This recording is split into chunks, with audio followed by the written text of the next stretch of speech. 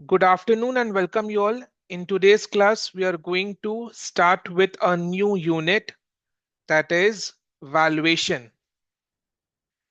Unit 7A है, यानी valuation को अपने दो क्लास में करेंगे।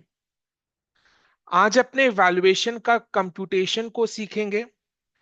कंप्यूटेशन एज इन की वैल्यूएशन में क्या आइटम्स ऐड करना है, क्या आइटम्स लेस करना है, इसका थियोरेटिकल एस्पेक्ट को समझेंगे। नेक्स्ट क्लास वैल्यूएशन का क्वेश्चंस को सॉल्व करेंगे। ठीक है, तो इसलिए वैल्यूएशन के यूनिट को दो क्लासेस में करेंगे अपने। आज अपने वैल्यूएशन करते टाइम क्या आइटम्स को ऐड करना है, कौन से आइटम्स को लेस करना है, वो डिस्कस करेंगे। नेक्स्ट क्लास अपने वैल्यूएशन के प्रैक्टिकल क्वेश्चंस यानी सम्स को सॉल्व करेंगे। ठीक है, इसका मतलब ये हुआ कि वैल्यूएशन के यूनिट से आपके एग्जाम में सम्स आता है। ठीक है, तो वैल्यूएशन से आपके एग्जाम में सम्स आएगा। ठीक है, तो unit 7A valuation determination. In this unit, we shall understand how to determine the assessable value. Now, what is assessable value? जिस वैल्यू पर, जिस अमाउंट पर अपने जीएसटी चार्ज करेंगे, लेवी करेंगे, that is called accessible value. Accessible value क्या है? जिस अमाउंट पर जीएसटी चार्ज करेंगे, लेवी करेंगे, दैट इज असेसेबल वैल्यू। तो assessable value is the value amount on which GST will be calculated. यानी जो सप्लाई ऑफ गुड्स और सर्विसेज हो रहे हैं, उन सप्लाई का असेसेबल वैल्यू कंप्यूट करेंगे जिस पर जीएसटी लगाना है। तो GST is equal to assessable value into rate of GST. समझ में आया ना? असेसेबल वैल्यू 1 लाख है, जीएसटी का रेट 18% है, तो जीएसटी का अमाउंट कितना होगा? 1 लाख का 18%, 18,000। So GST amount is equal to assessable value into rate of GST. ठीक है, तो असेसेबल वैल्यू कंप्यूट करते टाइम कौन से आइटम्स को ऐड करना है, लेस करना है, that we shall discuss in today's class. यानी जीएसटी कंप्यूट करने के लिए, जीएसटी चार्ज करने के लिए, जीएसटी लेवी करने के लिए असेसेबल वैल्यू कैसे कंप्यूट करना है, असेसेबल वैल्यू होता क्या है, इसमें कौन सा आइटम्स को ऐड करते हैं, कौन सा आइटम्स को लेस करते हैं, that we shall understand in today's class. ठीक है, लिखो। हम्म, GST is levied on assessable value of the supply. That means GST is equal to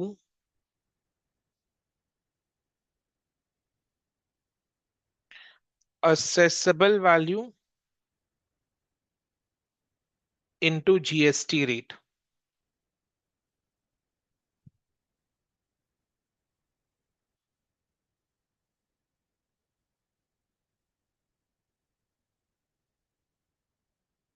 ठीक है,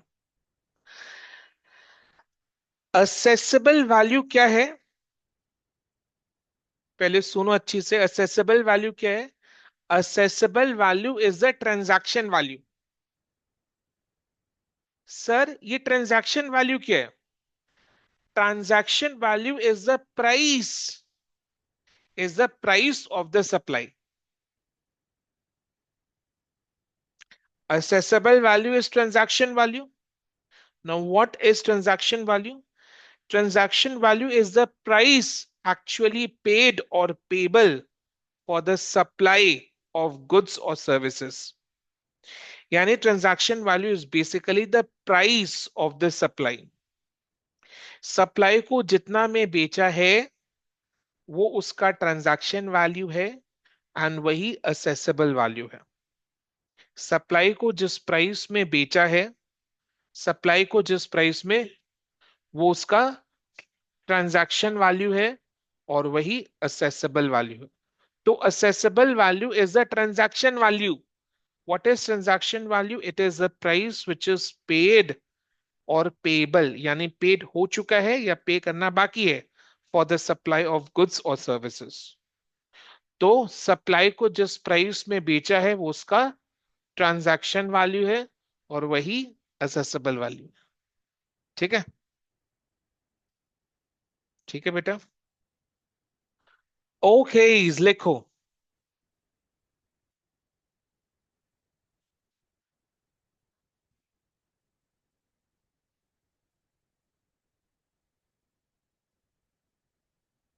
meaning of assessable value.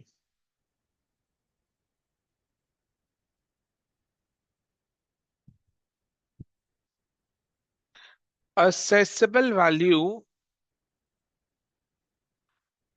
of a supply shall be the transaction value which is the price actually paid or payable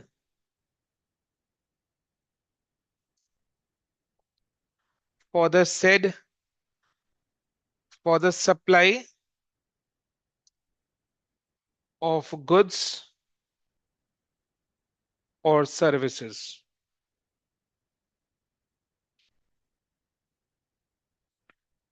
So assessable value क्या है? Transaction value. यानी transaction value ही accessible value है। और transaction value का मतलब क्या है? It is the price actually paid or payable for the supply.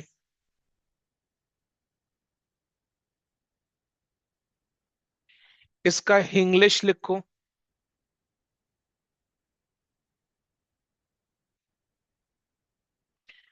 यानी सप्लाई को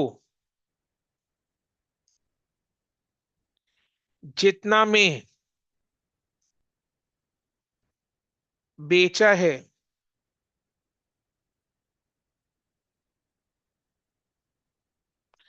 वही उसका असेसेबल वैल्यू, वही उसका ट्रांजैक्शन वैल्यू, वही उसका ट्रांजैक्शन वैल्यू यानी असेसेबल वैल्यू है।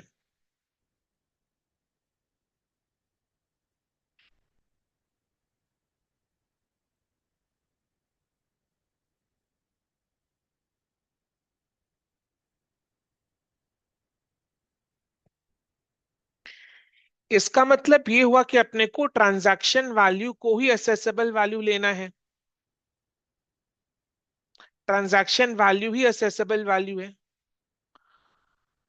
बट इसके साथ दो कंडीशंस अटैच्ड है। दो कंडीशंस अटैच्ड है। यानी कि ट्रांजैक्शन वैल्यू को असेसेबल वैल्यू कब ले सकते हैं? लेने के लिए दो कंडीशन सेटिस्फाई करने होंगे।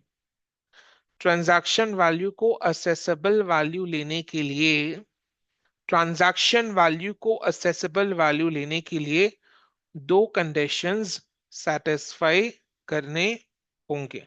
वो दो कंडीशंस क्या है?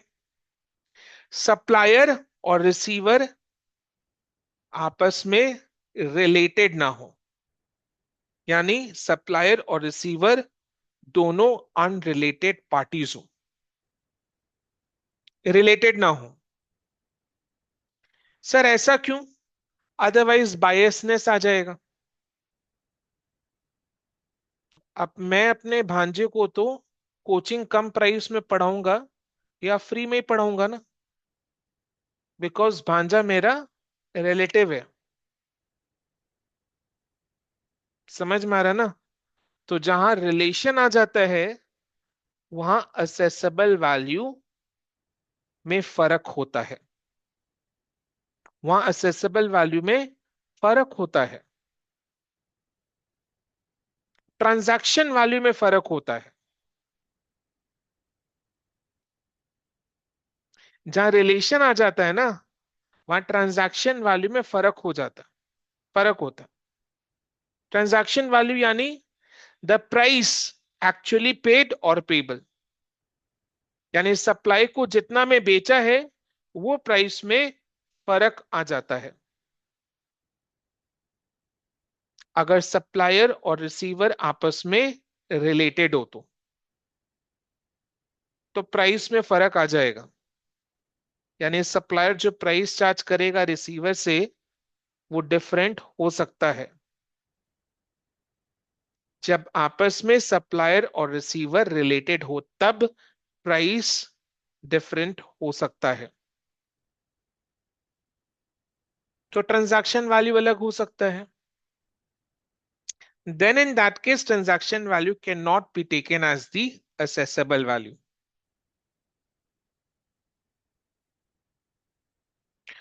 तो ट्रांजैक्शन वैल्यू को असेसेबल वैल्यू कब लेंगे अपने?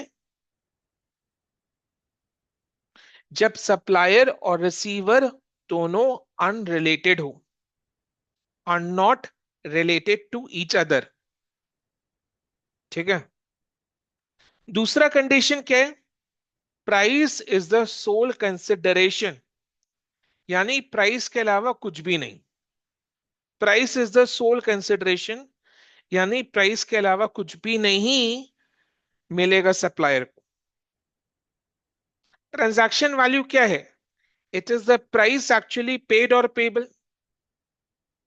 तो जो प्राइस सप्लायर रिसीवर से लेगा वो प्राइस ही उस सप्लाई का सोल कंसिडरेशन होना चाहिए, तो जाकर अपने उस ट्रांजैक्शन वैल्यू को असेसेबल वैल्यू लेंगे। असेसेबल वैल्यू पर ही जीएसटी लगाना है। तो price has to be the sole consideration, यानी प्राइस के अलावा सप्लायर रिसीवर से और कुछ भी चार्ज नहीं कर रहा। Price is the sole consideration. Price is the transaction value. If price is the sole consideration, then transaction value can be taken as the assessable value. ठीक है, लिखो।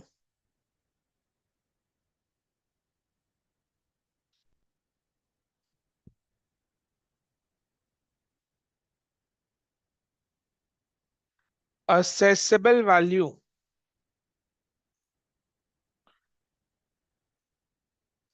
shall be the transaction value subject to the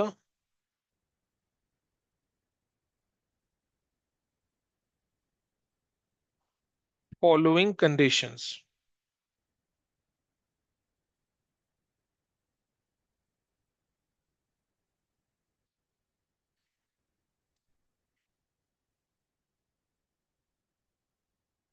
Roman 1.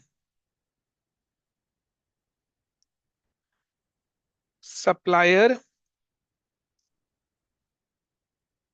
and receiver of the supply are not related persons. Supplier and receiver of the supply are not related persons.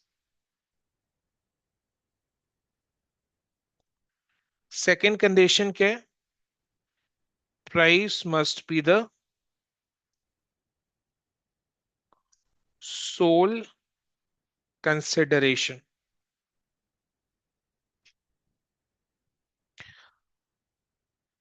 अगर केवल price नहीं है ना, तो transaction value can not be taken as the assessable value.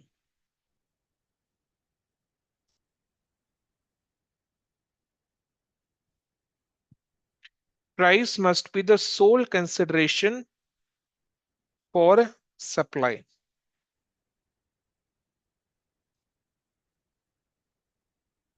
एक खास बात बताऊं, सम इस चैप्टर से सम आएगा आपके एग्जाम में, और सम को सॉल्व करने के लिए आपके एग्जाम के पॉइंट ऑफ व्यू से बता रहा हूं कि आपको कंडीशंस चेक करने की जरूरत नहीं पड़ेगी. बट कंडीशंस तो पढ़ाना है, बिकॉज आपको तो पूरा पढ़ाना होगा ना, राइट? सिलेबस में जो है वो सब कुछ पढ़ाना है. सम को जब सॉल्व करेंगे तो आपको कंडीशंस चेक करने की जरूरत नहीं पड़ेगी. ये आपको एग्जाम के पॉइंट ऑफ व्यू से बता रहा हूं. तो ये जो कंडीशंस मैंने लिखाया है, समझाया है, इसको केवल नॉलेज पर्पस के लिए लो. इंग्लिश लिखो. बायर एंड सेलर दोनों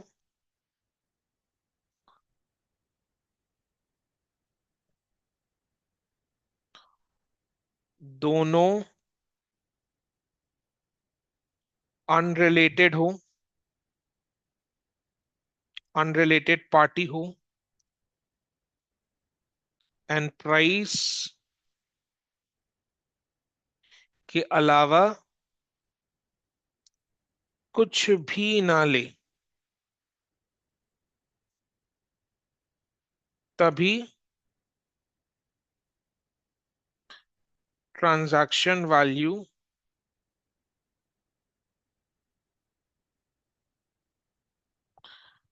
को असेसेबल वैल्यू लेंगे. बायर एंड सेलर दोनों अनरिलेटेड पार्टी हो, एंड प्राइस के अलावा कुछ भी ना ले, तभी ट्रांजैक्शन वैल्यू को असेसेबल वैल्यू लेंगे. तो अभी तक अपने क्या समझे हैं इन टोटल? कि असेसेबल वैल्यू वो वैल्यू है जिस पर जीएसटी लेवी किया जाता है, चार्ज किया जाता है. तो GST is equal to assessable value into GST rate. अब असेसेबल वैल्यू क्या है? Transaction value. ट्रांजैक्शन वैल्यू यानी the price which is actually paid और payable for the supply. Supply का जो प्राइस है वही ट्रांजैक्शन वैल्यू है, और वही असेसेबल वैल्यू है. यानी सप्लाई को जितना में बेचा है वही उसका ट्रांजैक्शन वैल्यू यानी असेसेबल वैल्यू है. अब ट्रांजैक्शन वैल्यू को असेसेबल वैल्यू कब लेंगे, इसके लिए दो कंडीशंस सेटिस्फाइड होने चाहिए. दोनों के दोनों कंडीशंस, सप्लायर और रिसीवर रिलेटेड ना हो, and price is the sole consideration. ये दो कंडीशन सेटिस्फाई हुए तभी ट्रांजैक्शन वैल्यू को असेसेबल वैल्यू लेंगे. करेक्ट. ठीक है. अभी अपने को क्या डिस्कस करना है? हम लोग को ये डिस्कस करना है कि असेसेबल वैल्यू कैलकुलेट करते टाइम कौन से आइटम्स को ऐड करना है, कौन सा आइटम्स को ऐड नहीं करना है, और कौन सा आइटम्स को लेस करना है. यानी असेसेबल वैल्यू में क्या आएगा क्या नहीं आएगा वो अपने डिस्कस करेंगे. ठीक है. लिखो.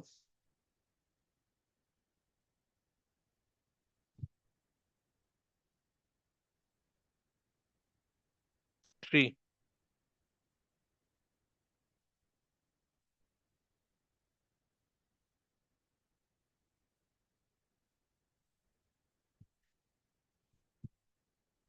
Items to be included slash not included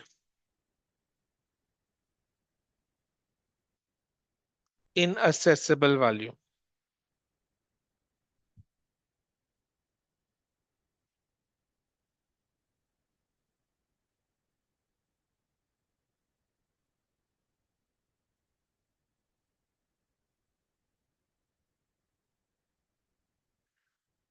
पहला है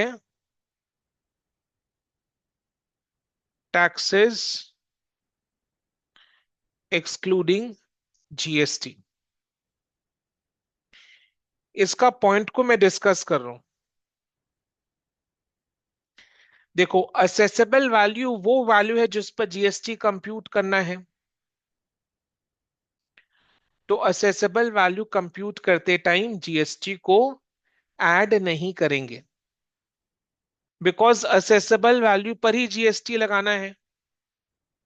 तो असेसेबल वैल्यू कंप्यूट करते टाइम जीएसटी ऐड नहीं करेंगे, बिकॉज असेसेबल वैल्यू पर ही जीएसटी कैलकुलेट करना है।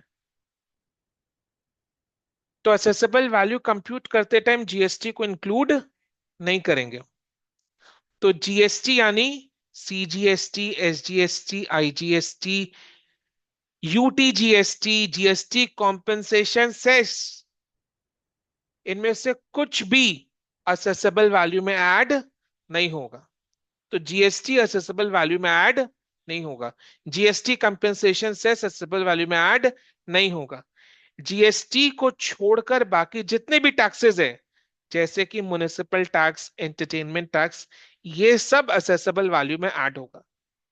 तो जीएसटी को छोड़कर बाकी सारे टैक्सेस असेसेबल वैल्यू में ऐड होंगे, केवल जीएसटी असेसेबल वैल्यू में ऐड नहीं होगा। इसका रीजन क्या है?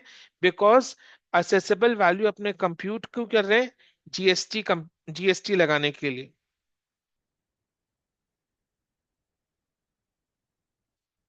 समझ में आया? तो जब असेसेबल वैल्यू कंप्यूट करें तो जीएसटी को इंक्लूड नहीं करना है, बस इतना ही रखना है अपने को। हिंदी में चीजों को याद रखना है। तो जीएसटी इंक्लूड होगा या नहीं होगा? जीएसटी कंपेंसेशन इंक्लूड होगा या नहीं होगा? नहीं होगा। क्या म्युनिसिपल टैक्स इंक्लूड होगा? होगा। क्या एंटरटेनमेंट टैक्स इंक्लूड होगा? होगा। ठीक है। वो इनडायरेक्ट टैक्स नहीं है ना। लिखो, any tax, duty,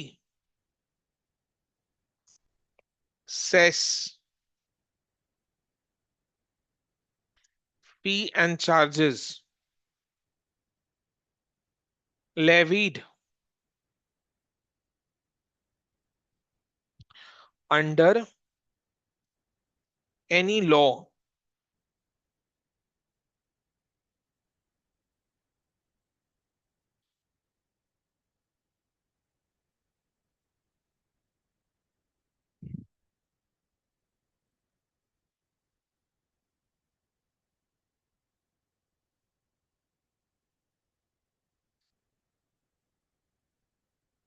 shall be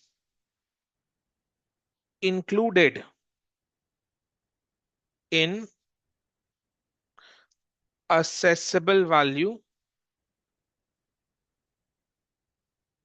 excluding GST, यानी CGST, SGST, UTGST, IGST and GST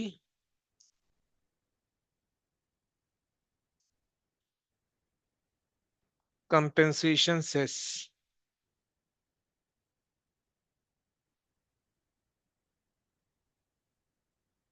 So any tax, duty, cess, fee and charges levied under any law shall be included in assessable value, excluding GST and GST compensation cess.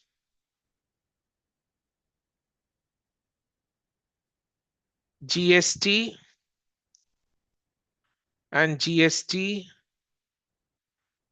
Compensation cess को छोड़ के बाकी सब taxes, GST and GST compensation cess को छोड़ के बाकी सब टैक्सेस असेसेबल वैल्यू में इंक्लूड होंगे।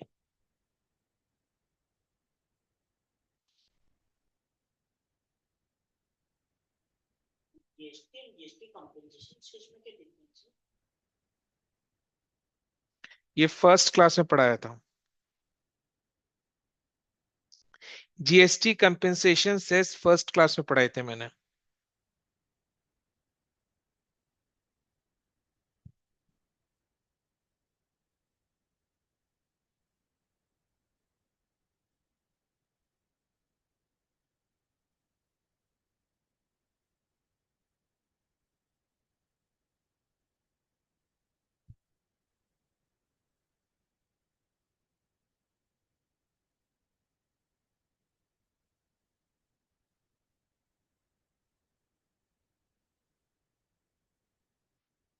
लिखो, इंसिडेंटल एक्सपेंसेस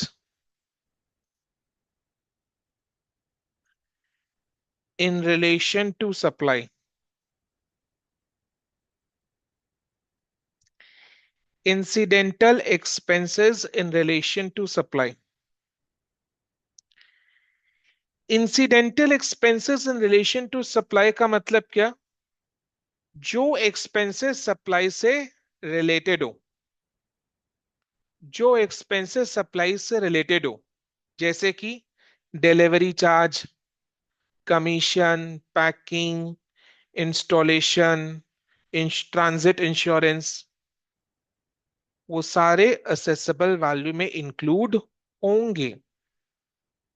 सप्लाई से रिलेटेड जो भी एक्सपेंसेस हैं, incidental expenses in relation to supply, सारे इंसिडेंटल एक्सपेंसेस जो सप्लाई से रिलेटेड हैं, जैसे कि commission, packing, delivery charge, transit insurance, installation charge, ये सब असेसेबल वैल्यू में ऐड होंगे।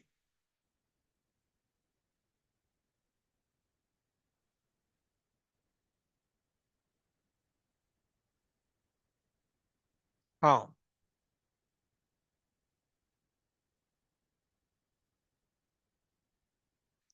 चलो लिखो।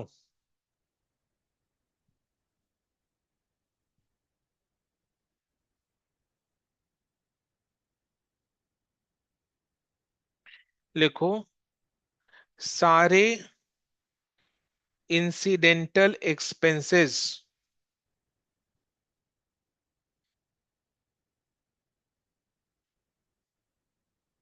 सारे इंसिडेंटल एक्सपेंसेस जो सप्लाई से रिलेटेड है,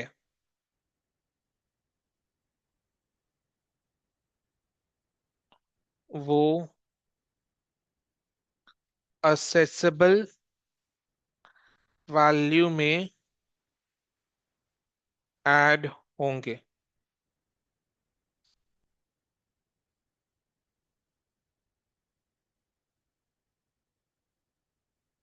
जैसे कि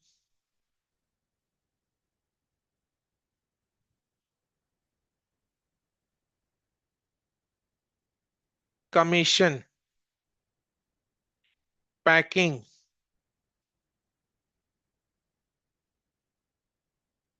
डिलीवरी चार्ज, ट्रांजिट इंश्योरेंस,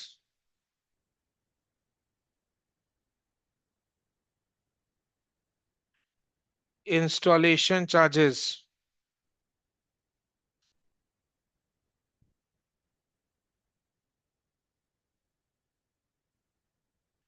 ये सब इंसिडेंटल एक्सपेंसेस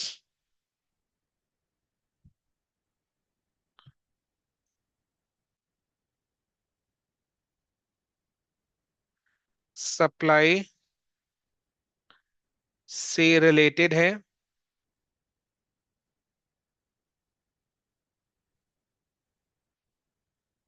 तो इसीलिए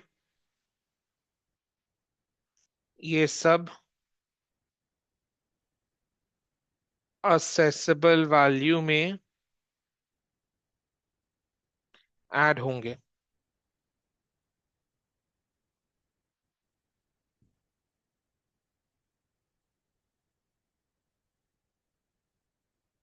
सारे इंसिडेंटल एक्सपेंसेस जो सप्लाई से रिलेटेड है वो असेसेबल वैल्यू में ऐड होंगे, जैसे कि commission, packing, delivery charge, transit insurance, installation charges etcetera. ये सब इंसिडेंटल एक्सपेंसेस सप्लाई से रिलेटेड है, तो इसलिए ये सब असेसेबल वैल्यू में ऐड होंगे।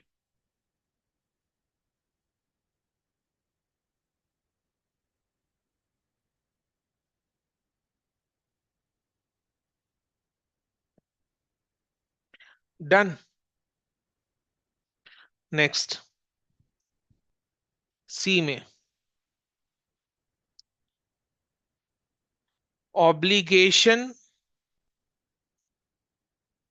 Of supplier borne by the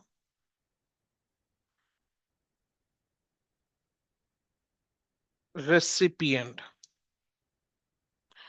obligation of supplier borne by the recipient मतलब क्या इसका, कि अगर कोई ऐसा एक्सपेंस जो वैसे तो सप्लायर को इनकर करना चाहिए था, अगर कोई ऐसा एक्सपेंस जो वैसे तो सप्लायर को इनकर करना चाहिए था, यानी सप्लायर के पॉकेट में से उसका पैसा निकलना चाहिए था, बट वो एक्सपेंसेस रिसीवर बायर ने पे किया है on behalf of the supplier, यानी सप्लायर की बिहाफ में अगर बायर यानी रिसीवर ने कोई एक्सपेंसेस का पेमेंट किया है, तो वो भी असेसेबल वैल्यू में ऐड होगा।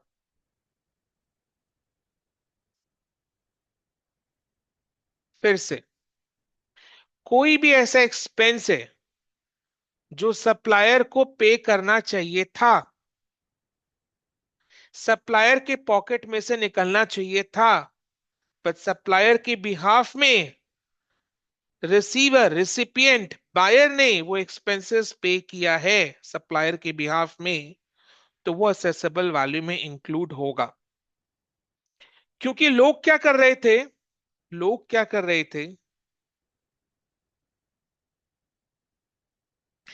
असेसेबल वैल्यू पर जीएसटी लगाना है, तो असेसेबल वैल्यू को कम दिखाने के लिए सप्लायर ने क्या बोला कि ये एक्सपेंसेस बायर रिसीवर तुम अपने ही पॉकेट में से पे कर देना, मैं नहीं पे करता, तुम अपने पॉकेट में से पे कर देना, मैं नहीं पे करता, और बाकी तुमको इतना अमाउंट पे करना पड़ेगा सप्लाई के लिए। तो इससे क्या हो रहा है, सप्लाई का जो असेसेबल वैल्यू है सही वाला, वो कम हो रहा है। असेसेबल वैल्यू कम हो रहा है, तो जीएसटी भी कम लगेगा। तो असेसेबल वैल्यू को कम दिखाने के लिए सप्लायर क्या करता है, बायर को बोलते हैं कि ये एक्सपेंस का पेमेंट तुम खुद कर देना, तो इसके लिए मैं तुम्हें चार्ज नहीं करूंगा। असेसेबल वैल्यू को कम दिखाने के लिए सप्लायर बायर से क्या कहता है कि ये एक्सपेंसेस का पेमेंट तुम कर देना, तो ये एक्सपेंसेस मैं तुमसे चार्ज नहीं करूंगा। चार्ज नहीं करूंगा तो वो ट्रांजैक्शन वैल्यू में आएगा नहीं, असेसेबल वैल्यू में आएगा नहीं, तो असेसेबल वैल्यू कम हो गया, तो जीएसटी कम लगेगा। तो जीएसटी को कम करने के लिए असेसेबल वैल्यू को कम करने का तरकीब सोचा सप्लायर और बायर ने मिलकर। सप्लायर ने क्या बोला बायर को कि ये खर्चे का पेमेंट बायर तुम अपने पॉकेट में से डायरेक्टली कर देना, मैं नहीं करता इसका पेमेंट। तो मैं नहीं कर रहा हूं, सप्लायर नहीं कर रहा, तो सप्लायर इसके लिए बायर से कोई चार्ज नहीं करेगा। सप्लायर इसके लिए बायर से कुछ भी चार्ज नहीं करेगा। चार्ज नहीं करेगा तो प्राइस कम हो गया, सप्लाई का प्राइस कम हो गया, ट्रांजैक्शन वैल्यू कम हो गया, एसेसेबल वैल्यू कम हो गया, तो जीएसटी कम लगेगा। तो इसलिए इस इस प्रैक्टिस को रोकने के लिए सरकार ने क्या नियम लाया कि अगर बायर रिसीवर अपने पॉकेट में से कोई भी एक्सपेंस का पेमेंट करता है जिसका पेमेंट सप्लायर को करना चाहिए था, बट बायर करता है सप्लायर के बिहाफ में, तो वो सारे खर्चे ऐड हो जाएंगे। तो इससे ये प्रैक्टिस रुक गया। फॉर एग्जाम्पल ले रहा हूं, जैसे राम ने मधु को 9 लाख रुपए का गुड्स बेचा। राम ने मधु को 9 लाख रुपए का गुड्स बेचा और राम को अपने एजेंट को इसका कमीशन पे करना था, बिकॉज एजेंट ही मधु को लेकर आया था राम के पास। एजेंट मधु को लेकर आया था राम के पास। तो राम ने मधु को 9 लाख रुपए का गुड्स सप्लाई किया, जिसके लिए राम को अपने एजेंट को 9 लाख का 10% 90,000 देना था।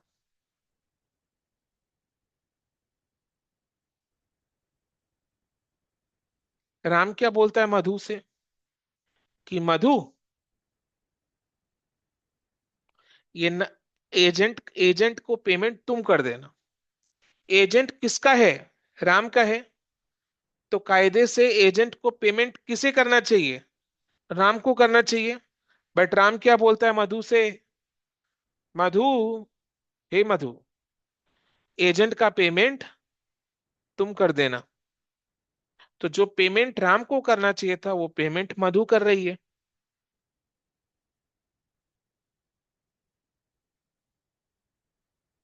तो मैं तुमसे 8,10,000 लूंगा।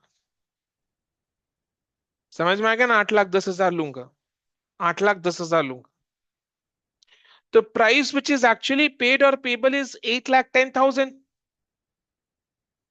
तो as per the provision transaction value is 8,10,000। Transaction value is 8,10,000। But हो क्या रहा है? मधु राम के लिए 90,000 का खर्चा भी कर रही है। तो वो खर्चा को भी हमें ट्रांजैक्शन वैल्यू में ऐड करके असेसेबल वैल्यू निकालना है। तो 90,000 का पेमेंट जो मधु ने एजेंट को किया है राम के बिहाफ में, वो 90,000 को भी अपने 8,10,000 में जोड़कर असेसेबल वैल्यू निकालेंगे। तो असेसेबल वैल्यू जिस पर जीएसटी लगाना है वो कितना का हो गया? 9 लाख का हो गया। बड़ी चालाकी से राम ने क्या किया? 9 लाख का गुड्स मधु को बेचा। 9 लाख का गुड्स मधु को बेचा और बोला 90,000 तुम एजेंट को पेमेंट कर देना और मेरे को 8,10,000 पेमेंट करना। तो जो price which is actually paid और पेबल वो कितना है? 8,10,000। Transaction value 8,10,000। तो जीएसटी 8,10,000 में लगाओगे। रूल के हिसाब से तो यही बनता है, 8,10,000 पर जीएसटी लगाओ। असेसेबल वैल्यू को बड़ी चालाकी से उसने कम कर दिया ताकि जीएसटी कम लगाना पड़े, जीएसटी कम हो। बड़ी चालाकी से राम ने क्या किया? मधु से 9 लाख का ही बेनिफिट लिया। 9 लाख का बेनिफिट कैसे लिया? मधु को बोला 90,000 तुम एजेंट को देना, 8,10,000 तुम मेरे को देना। तो 8,10,000 जो मधु राम को देगी वो price which is actually paid और पेबल है, प्राइस है, प्राइस ऑफ द सप्लाई है, यानी वही ट्रांजैक्शन वैल्यू है। तो वही असेसेबल वैल्यू, उसी पर जीएसटी लगाएंगे, तो असेसेबल वैल्यू को बड़ी चालाकी से कम कर दिया गया जीएसटी कम लगाने के लिए। तो इसी तरीके की प्रैक्टिस को रोकने के लिए क्या कहा गया कि अगर रिसीवर यानी मधु सप्लायर यानी राम की बिहाफ में कोई भी एक्सपेंसेस का पेमेंट करती है, जो एक्सपेंसेस का पेमेंट सप्लायर को करना चाहिए था बट रिसीवर करता है सप्लायर के बिहाफ में, तो वो एक्सपेंसेस को असेसेबल वैल्यू में ऐड करेंगे। यानी ये प्रोविजन लाने के बाद असेसेबल वैल्यू जिस पर जीएसटी लगाना होगा वो कितना बनेगा? 8 लाख 10 प्लस 90, 9 लाख। तो 9 लाख पर जीएसटी लगाएंगे। समझ में आया ना? क्लियर? ये चीज है। तो वही है obligation of supplier borne by the recipient. देखो,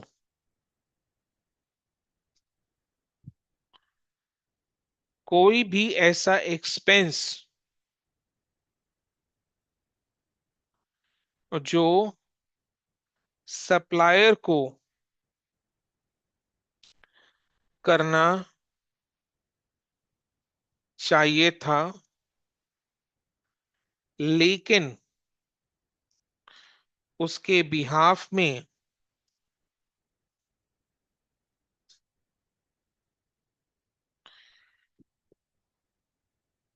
रेसिपिएंट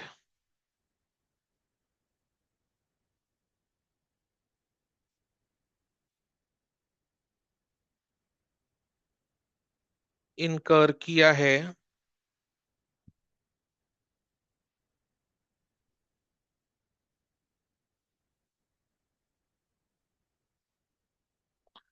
तो वो एक्सपेंस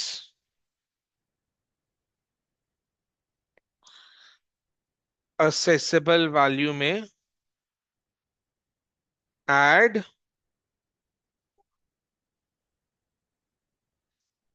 होगा ना?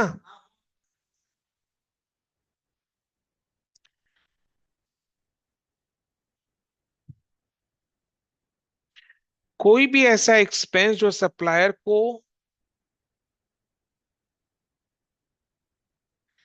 इनकर करना चाहिए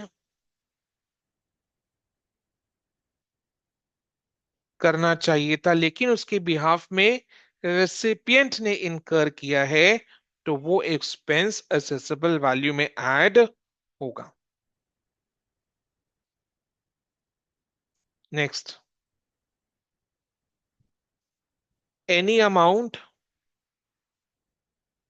charged for anything done by the supplier, any amount charged for anything done by the supplier, यानी गुड्स को सप्लाई करने से पहले any amount charged for anything done by the supplier, यानी गुड्स को सप्लाई करने से पहले गुड्स पर जो भी एक्सपेंसेस इनकर हुए हैं, जैसे डिजाइनिंग का खर्चा, स्पेशल पैकिंग का खर्चा, वेइंग का खर्चा, ये सारे एक्सपेंसेस सप्लायर ने इनकर किया है सप्लाई करने से पहले, तो ये सारे एक्सपेंसेस असेसेबल वैल्यू में ऐड होंगे। ये तो इजी है। ठीक है। तो गुड्स की सेल होने से पहले, गुड्स को सप्लाई करने से पहले, सप्लाई करने से पहले गुड्स पर जो भी एक्स्ट्रा खर्चा लगा है जैसे कि weighing, designing, special packing etcetera, ये सारे एक्सपेंसेस असेसेबल वैल्यू में ऐड होंगे। ठीक है। लिखो, गुड्स को सप्लाई करने से पहले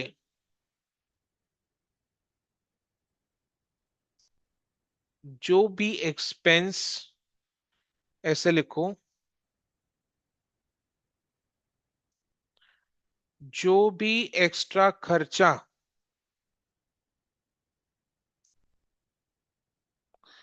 सप्लायर ने किया है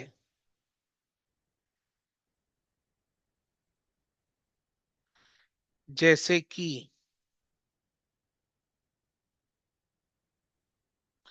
वेइंग, डिजाइनिंग,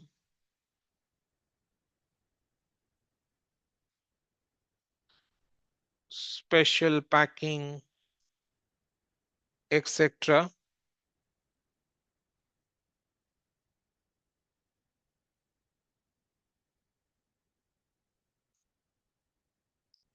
तो ये सारे एक्सपेंसेस असेसेबल वैल्यू में ऐड होंगे।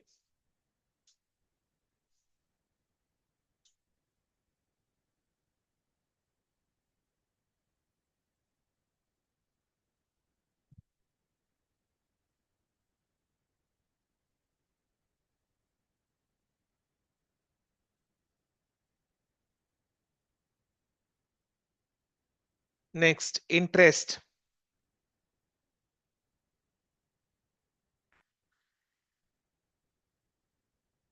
सप्लायर इंटरेस्ट कब चार्ज करेगा? जब पेमेंट लेट से रिसीव किया उसने।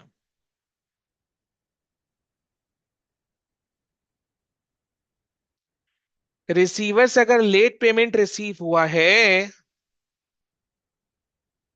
तो सप्लायर इंटरेस्ट चार्ज करेगा। तो ये भी असेसेबल वैल्यू में इंक्लूड करेंगे। लेट पेमेंट का इंटरेस्ट हो, लेट फी हो, पेनल्टी हो, जो भी नाम से बोल लो आप, लेट पेमेंट का इंटरेस्ट, पेनल्टी, लेट फी, जिस भी नाम से आप बोल लो, वो सब असेसेबल वैल्यू में ऐड होंगे और उन सब पर जीएसटी लगेगा।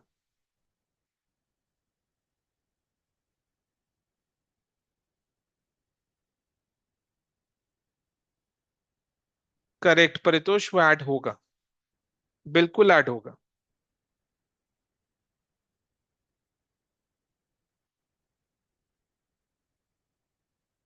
आपके दोनों क्वेश्चंस का आंसर यस है। ठीक है, चलो देखो।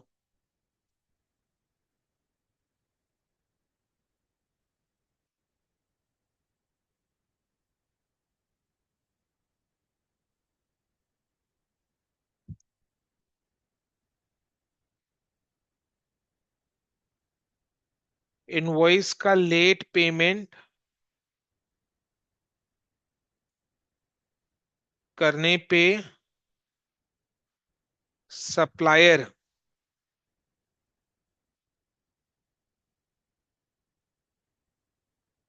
रेसिपिएंट से जो भी interest, late fee, penalty, etcetera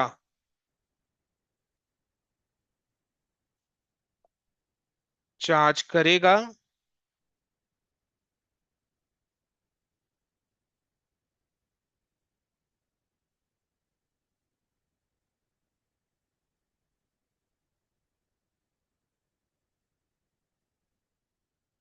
तो वो असेसेबल वैल्यू में ऐड होगा और उस पर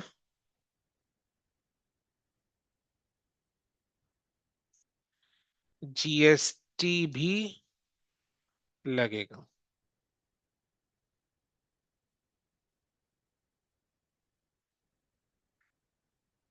इनवॉइस का लेट पेमेंट करने पे सप्लायर रेसिपिएंट से जो भी interest, late fee, penalty etcetera charge करेगा, वो असेसेबल वैल्यू में ऐड होगा और उस पर जीएसटी लगेगा।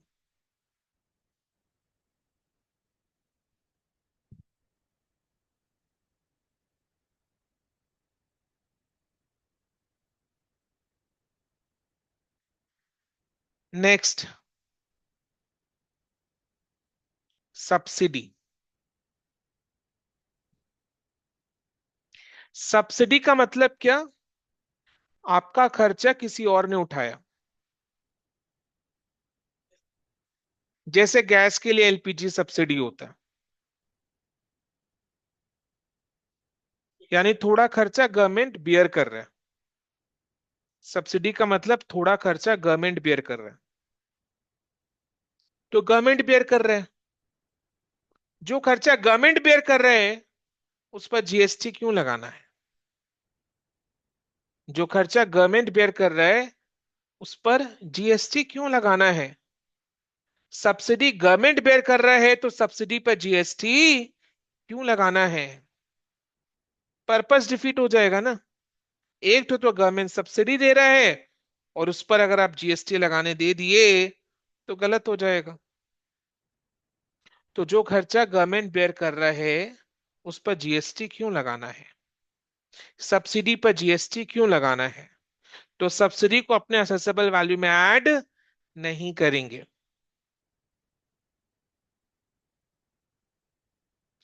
सब्सिडी को असेसेबल वैल्यू में ऐड नहीं करेंगे, बिकॉज असेसेबल वैल्यू में ऐड कर दिया मतलब उस पर जीएसटी लगाना होगा। बस सब्सिडी पर जीएसटी नहीं लगाना है तो उसको असेसेबल वैल्यू में ऐड नहीं करेंगे। ये रूल केवल गवर्नमेंट सब्सिडी के लिए है, यानी केवल गवर्नमेंट सब्सिडी को असेसेबल वैल्यू में ऐड नहीं करेंगे। केवल गवर्नमेंट सब्सिडी को असेसेबल वैल्यू में ऐड नहीं करेंगे, यानी केवल गवर्नमेंट द्वारा सब्सिडी पर जीएसटी नहीं लगेगा।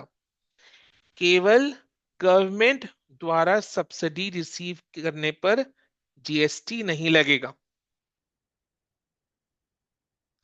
अगर अगर म्युनिसिपल अथॉरिटी या लोकल अथॉरिटी से सब्सिडी मिला तो वो असेसेबल वैल्यू में ऐड होगा।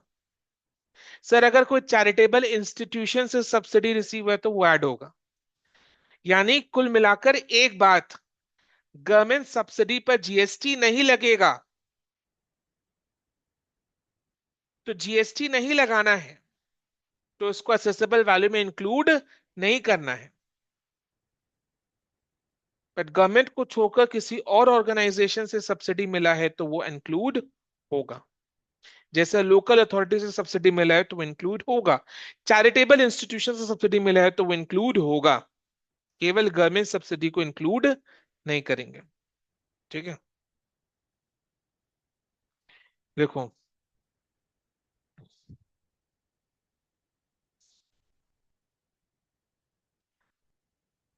गवर्नमेंट, गवर्नमेंट यानी सेंट्रल गवर्नमेंट, स्टेट गवर्नमेंट, दोनों।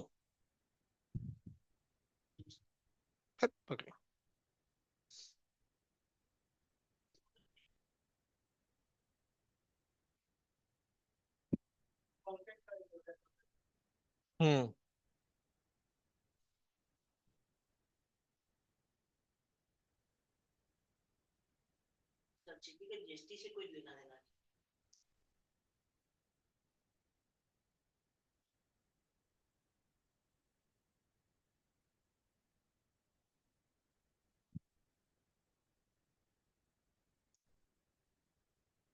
गवर्नमेंट यानी state and central government both. Government subsidy को छोड़ के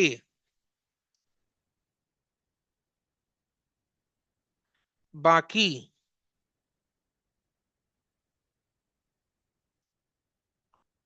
सारे सब्सिडी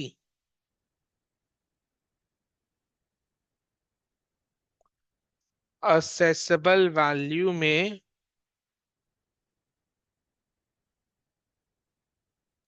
ऐड होंगे।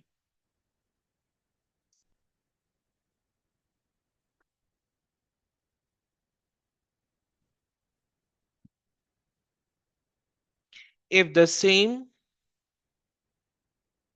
is directly related to the supply, यानी सप्लाई से डायरेक्टली रिलेटेड होना चाहिए। यानी सप्लाई से डायरेक्टली रिलेटेड होना चाहिए। यानी गवर्नमेंट सब्सिडी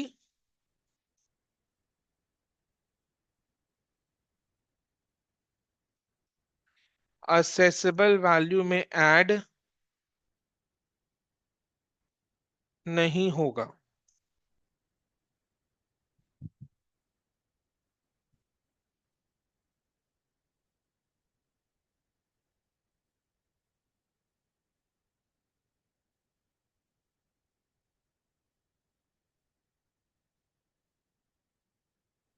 बाकी सब, बाकी सारे सब्सिडी जैसे कि subsidy given by local authority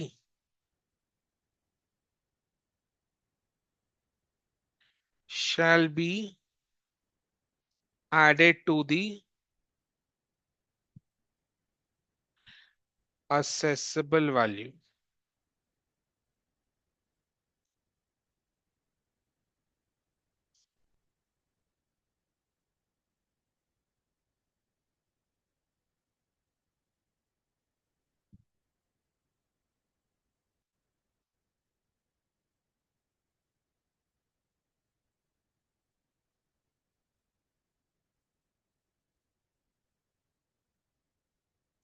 धर्मादा, धर्मादा का मतलब क्या है? Very good. जो धर्म के लिए अदा करते हैं, क्या बात है। जो धर्म के लिए अदा करें वो है धर्मादा, यानी जो अपने चैरिटी के लिए देते हैं। जैसे होता है ना कि ₹1 will go to the charity, है ना। तो रुपी क्या होता है, स्विगी में क्या होता है? ₹1 डोनेट करो, किसको?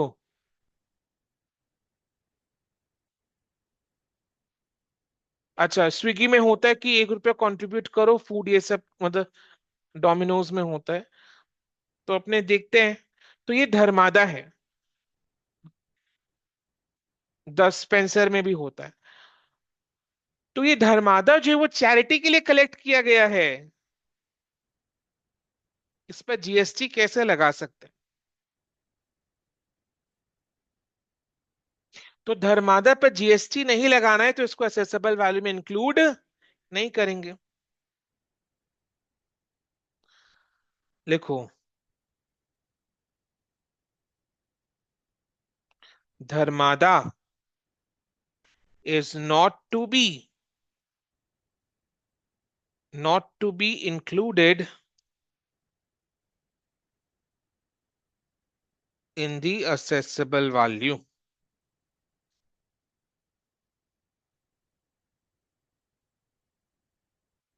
because it is to be used for charity।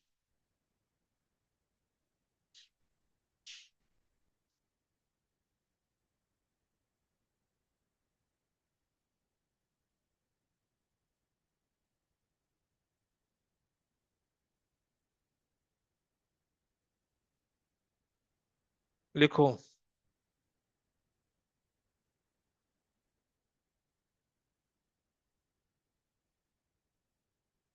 Trade discount और cash discount.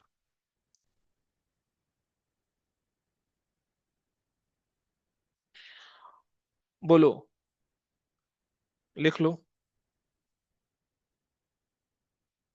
Feeding India foundation होता है सर जोमेटो पे, ओके। अच्छा, ट्रेड, लॉजिकली सोचो, ट्रेड डिस्काउंट और कैश डिस्काउंट को क्या करना है, प्लस या माइनस? माइनस। बस वही चीज है। ट्रेड डिस्काउंट और कैश डिस्काउंट को क्या करना है, माइनस करना है। बट एक चीज है कि ये इनवॉइस में शो होना चाहिए। यानी ट्रेड डिस्काउंट और कैश डिस्काउंट को असेसेबल वैल्यू से माइनस करने तभी दिया जाएगा जब ये इनवॉइस में भी माइनस किया हुआ है।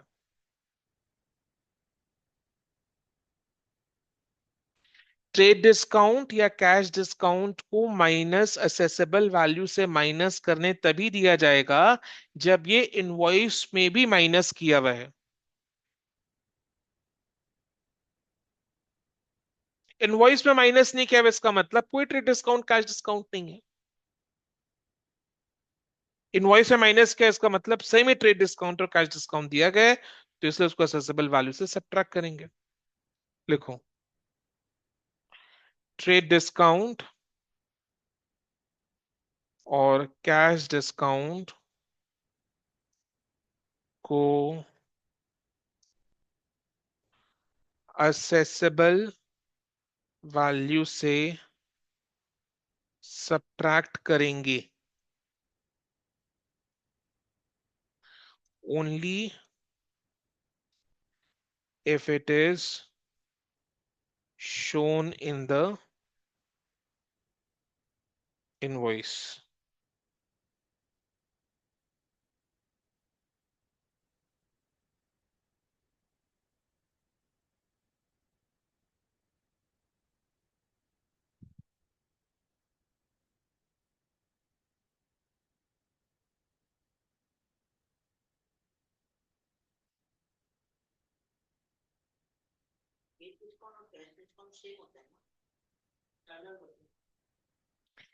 ट्रेड डिस्काउंट का मतलब है परचेज सेल जो करते हैं ना, बल्क में अगर परचेज सेल करते हैं तो जो डिस्काउंट मिलता है that is trade discount. Cash discount का मतलब अगर जल्दी पेमेंट करते हैं तो जो डिस्काउंट मिलता है that is called cash discount.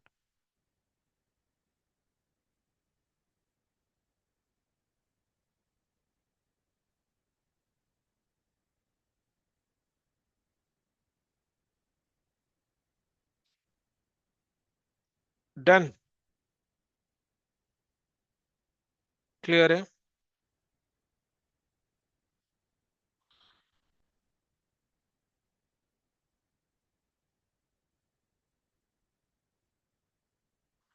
अब क्विकली एक रैपिड फायर लिखो।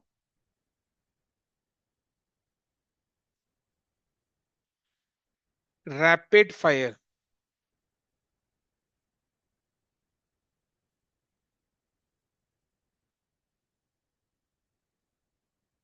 यानी मैं एक एक करके आइटम्स का अमाउंट बताते जाऊंगा, आपको बताना है ये इंक्लूड करना है या इंक्लूड नहीं करना है। ठीक है। हम्म।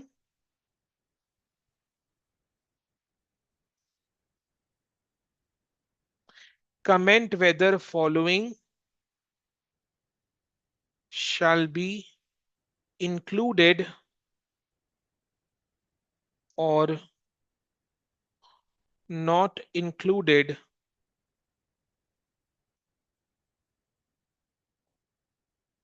in the assessable value।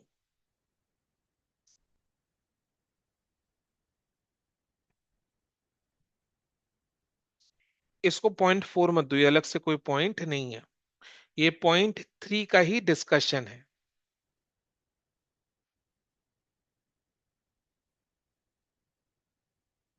Every one should participate. Online वाले कैसे पार्टिसिपेट करेंगे? अगर इंक्लूडेबल है तो आई लिखेंगे, नॉट टू बी इंक्लूडेड है तो एन लिखेंगे। सब जन पार्टिसिपेट करेंगे, ऑनलाइन ऑफलाइन सब जन पार्टिसिपेट करेंगे। अगर इंक्लूड करना है तो आई लिखोगे, इंक्लूड नहीं करना है तो एन लिखोगे। साथ में लिखते भी जाना है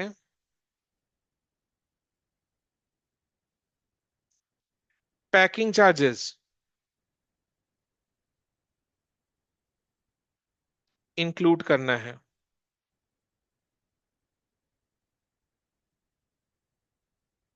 इंस्टॉलेशन चार्जेस इंक्लूड करना है, delivery charges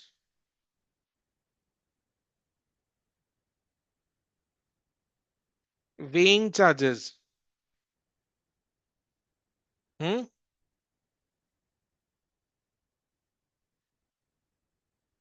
CGST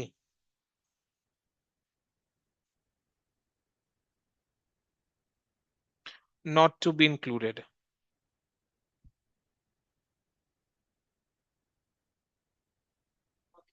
Subsidy from central government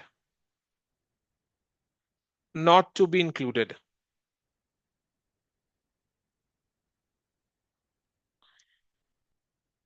Subsidy from charitable trust included.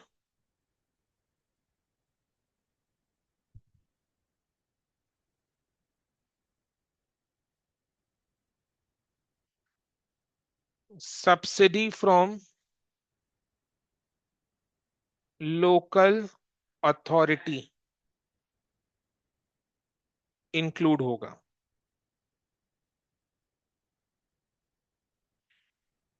Interest for late payment include होगा.